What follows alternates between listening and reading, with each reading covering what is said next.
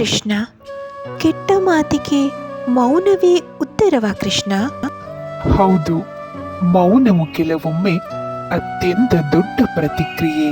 ಅಸೂಯೆ, ಮೋಸ, ವಂಚನೆ ಇವೆಲ್ಲ ಯಾವಾಗ ಮುಗಿಯುತ್ತದೆ ಕೃಷ್ಣ? ನಿನ್ನೊಳಗಿಂದ ಮುಗಿದ ದಿನ ಜಗತ್ತು ಅರ್ಥವಾಗುತ್ತದೆ. ಆದ್ರೆ ಮೌನವನ್ನು ದುರ್ಬಲತೆ ಅಂತ ಭಾವಿಸ್ತಾರಲ್ಲ ಕೃಷ್ಣ? ಸಹನೆ ದುರ್ಬಲತೆಯಲ್ಲ, ಅದು ಆತ್ಮದ ಬಲ. ಮೋಸ ಮತ್ತೆ ಮತ್ತೆ ಎದುರಾಗ್ತಿದ್ರೆ ಏನ್ ಮಾಡ್ಬೇಕು ಕೃಷ್ಣ? ಪಾಠ ಕಲಿತು ದೂರ ನಿಲ್ಲು, ದ್ವೇಷ ಬೆಳೆಸಬೇಡ. ನಾನು ಒಳ್ಳೆಯವನಾಗಿ ಉಳಿದ್ರೆ ನನಗೆ ಏನ್ ಸಿಗುತ್ತೆ ಕೃಷ್ಣ? ನೆಮ್ಮದಿಯ ನಿದ್ರೆ, ಸ್ವಚ್ಛ ಹೃದಯ, ಭಯವಿಲ್ಲದ ಆತ್ಮ ನಿನ್ನದಾಗುವುದು.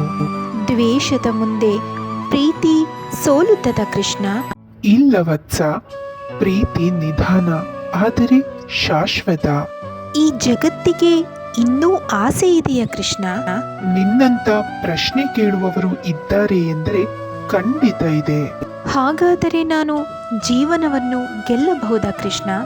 ನೀನು ಸತ್ಯದ ಜೊತೆ ನಿಂತ ಕ್ಷಣದಿಂದಲೇ ಗೆದ್ದಿದ್ದೀಯ ಗೆಳೆಯ.